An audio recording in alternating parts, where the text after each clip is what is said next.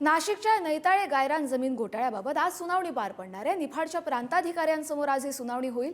खरेदीदार, विक्रेते आणि तक्रारदारांना बजावलेल्या नोटीसवरती सुनावणी पार पडेल।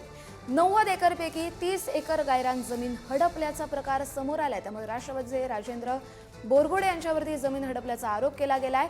पुढारी न्यूजनं हा सगळा घोटाळा उघडकीस आणला होता। मंत्री चंद्रशेखर बावनकुळे आणि भुजबळ यांनी चौकशीचे आदेशही दिले होते।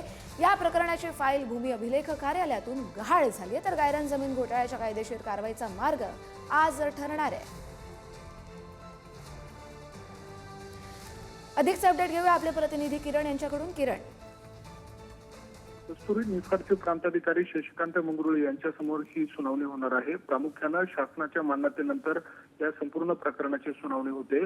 महसूल मंत्री चंद्रशेखर बावनकुळे आणि मंत्री छगन भुजबळ यांनी पुढारी न्यूजच्या बातमीची दखल घेतली होती आणि त्यानंतर चौकशी अहवाल सादर करण्यासाठीचे तत्कालीन जिल्हाधिकारी यांना सूचना केलेल्या होत्या।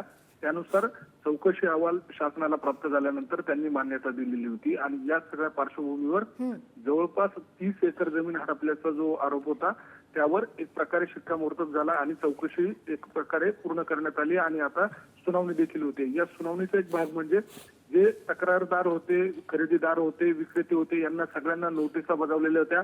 काहींनी नोटिसा घेतल्या, काहींनी नोटिसा घेतल्या नाही। मात्र या सगळ्या दरम्यान आजच्या दिवशी ही सुनावणी प्रांताधिकारी मंगरुळे यांच्या समोर होणार आहे। या सुनावणीमध्ये कायदेशीर मार्ग ठरणार आहे। वकिलांमार्फत ही बाजू मांडली जाते की प्रत्यक्ष बाजू मांडली जाते हे बघावं लागणार आहे। मात्र एकूणच या संपूर्ण प्रकरणातली जी फाईल आहे ती भूमी अभिलेख कार्यालयातनं देखील गहाळ झालेली आहे। त्यामुळे आता पुढचा तपास नेमका कशा पद्धतीने केला जातो, प्रांताधिकारी सुनावणीच्या दरम्यान काय नेमके सवाल उपस्थित करतात हे बघणं महत्त्वाचं असणार आहे। धन्यवाद किरण, तुम्ही दिलेल्या सविस्तर अपडेटसाठी।